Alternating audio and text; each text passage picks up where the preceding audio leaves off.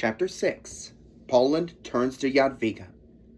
A brief 5 years before Hungary buried King Louis with the mystical splendor of Catholic ritual, while Rome asked, "Who will replace my son, Rex Christianissimus?"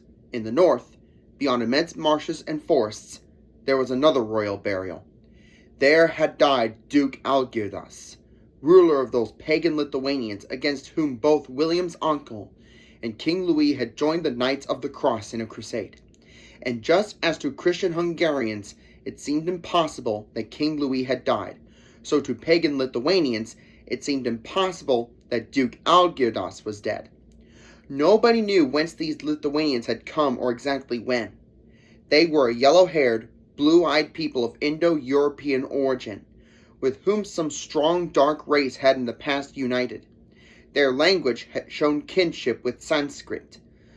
Western rulers could scarcely credit the size of their possessions, the achievement of a series of warrior leaders culminating in Algirdas.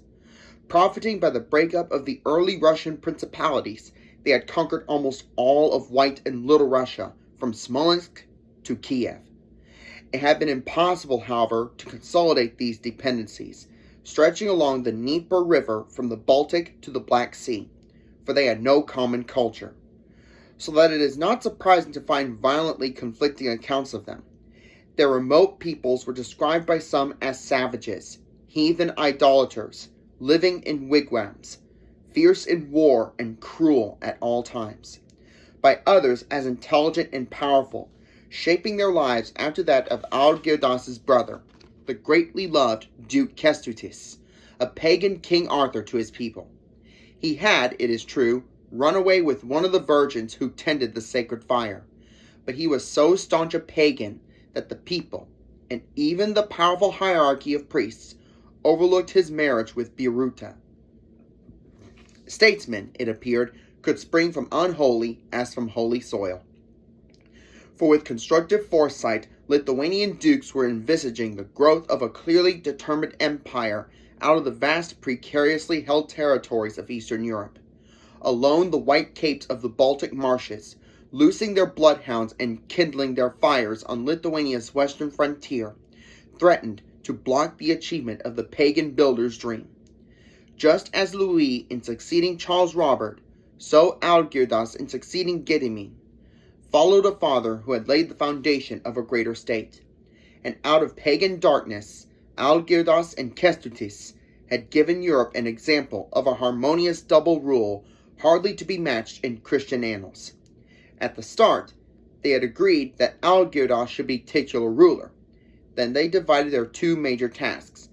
Kestutis was to be chiefly responsible for defense in the west, which meant meeting the fierce pressure of the German knights, while Algirdas would give his first attention to Lithuania's advance into Rus territory, where the Tatars fled before him as sheep before the wolf. For almost half a century, these two outcasts demonstrated the possibility of fraternal cooperation. Now, Algirdas, empire builder, was dead. He had twice married Ruthenian princesses of the Orthodox faith, and like other Grand Dukes, allowed his Christian wives private chapels and freedom to worship in their own way. He had indeed been baptized, but his pagan people knew him to be pagan still. So, in Vilnius, his capital, they carried him to the ancient sanctuary, in the forest of Kogivithus, where priests guarded the sacred oaks and serpents in whom their gods lived, and where death awaited the trespasser. They laid his body, clad in a red and gold robe, and jeweled belt and a coat sewn with pearls and gems, on the enormous funeral pyre. Then they brought his favorite horse and dogs and falcons to be burned with him. And while white-robed virgins assisted, the high priest offered sacrifices and poured milk and hydromel upon the altar.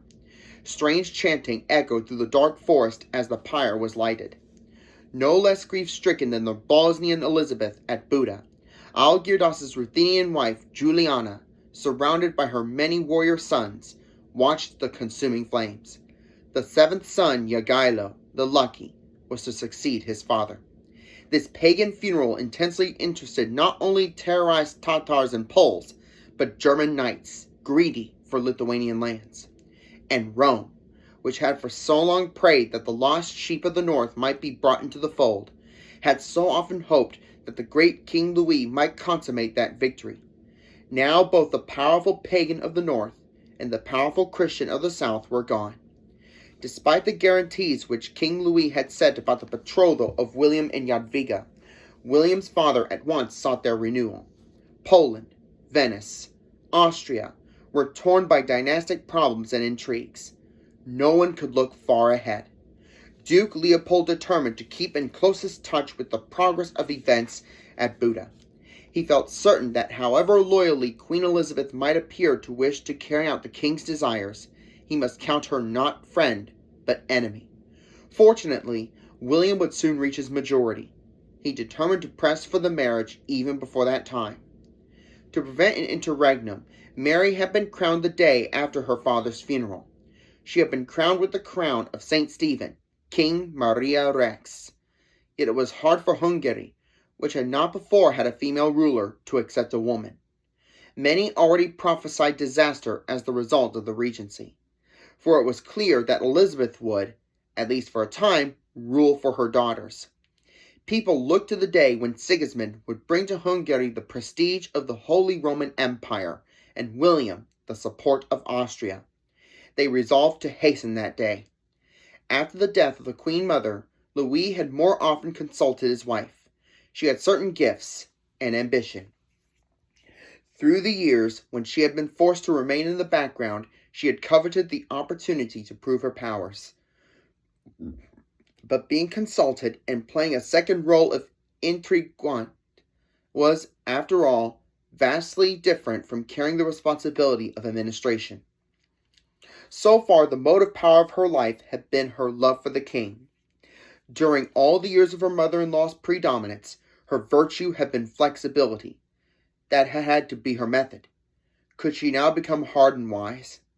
Could Hungary, men asked, count on a diplomacy that would hold that star of her crown, Dalmatia, secure, and hold difficult Ruthenia, united with Poland under Casimir, and unruly Croatia as well? What are the relations between the Anjous of Hungary and those of Naples, with Charles, king there, and Louis dead? True, Charles had sworn loyalty to Louis's wife and daughters, but could Charles of Naples be trusted? Furthermore, not all magnates had approved King Louis's encouragement of his cities. In the city's strength they saw a menace to their own. Would Elizabeth gather about her those who would encourage or check their growth? Though in this century women enjoyed a position of great respect, even reverence, this need not necessarily extend to enthusiasm over a rule of petticoats, or even to confidence in it. Into the gloom of official and personal mourning arrived mission after mission. Elizabeth and her children must have longed for the peace and beauty of Visegrad during the somber, late fall weather, but for the present there could be no thought of resting at Eagle's Nest. The new rule had begun. Conference succeeded conference. There must be no break in the preparation of Jadwiga and Mary. To Jadwiga, swept by first intense grief, it seemed impossible that her father, her constant teacher, was no longer there. If only he might have lived till she had reached her majority. She could not know how definitely, continuously, the heritage he had left her mind would influence her action.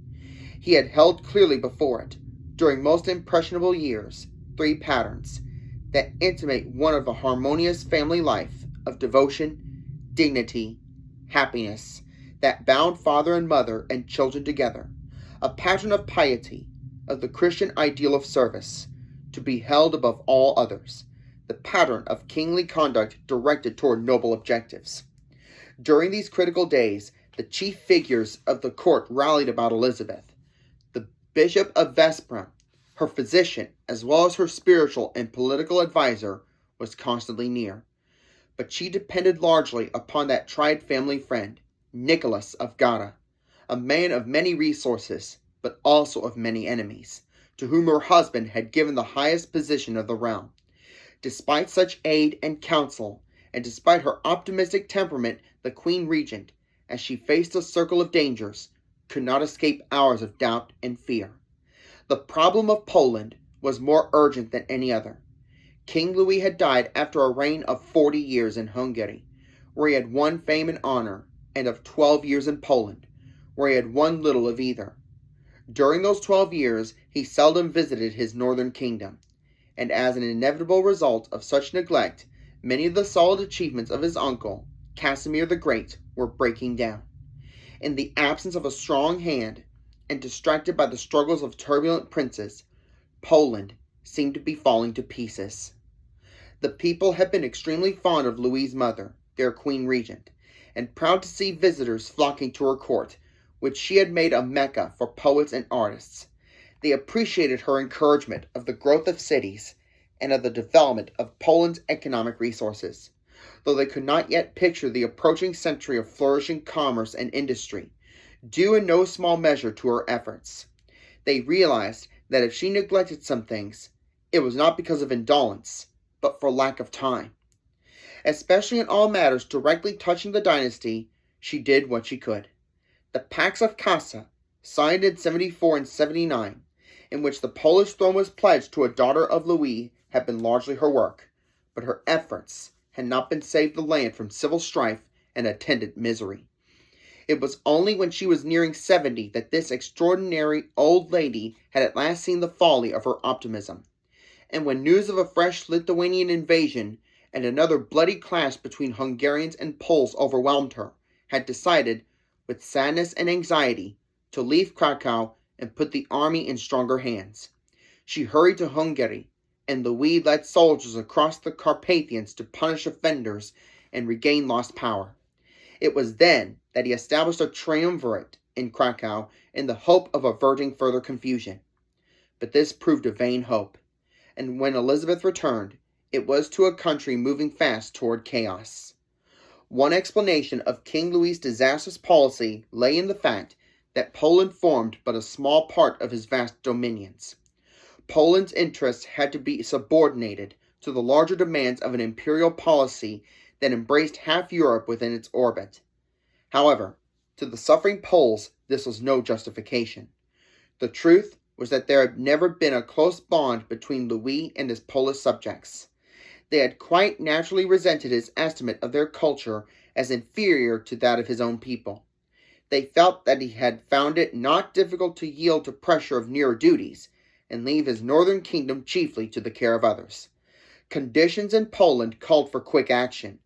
To be sure, only 2 months before King Louis's death, the magnates had repledged their loyalty to his plan to have Mary and Sigismund inherit the Polish crown. But the prospect of Sigismund as king had never stirred enthusiasm, even among Louis' supporters. Recently, this 14-year-old prince had appeared in Poland under the leadership of Archbishop Bodzenta and Palatine Sedziewoy and others, and with his army had tried to overcome those opposed to his candidacy. But he had not succeeded. Not only had he too swiftly turned away envoys who asked him to pledge himself to live in Poland, but he had also persistently refused to dismiss an officer whom the Poles particularly disliked, had failed to invite Poles to sit at his table, and in other ways offended them. Since that time, they doubly regretted their promises. Daily it seemed more certain that the rising wave of opposition would bar Mary and Sigismund from the throne. Then, in November, at Radomsko in Great Poland, controlling nobles differently decided that Sigismund would not hold their scepter. It was imperative that their king should live in Poland, and obviously Sigismund would not, since his fiancée Mary had already been crowned Queen of Hungary. These Polish nobles were through with absentee kings, and, after terrible experiences with the Teutonic Knights, entrenched beyond their northern frontier, they wanted no German at their head. They dismissed the question of the wrong they might do Mary in breaking their promises to King Louis, and determined to make their own choice.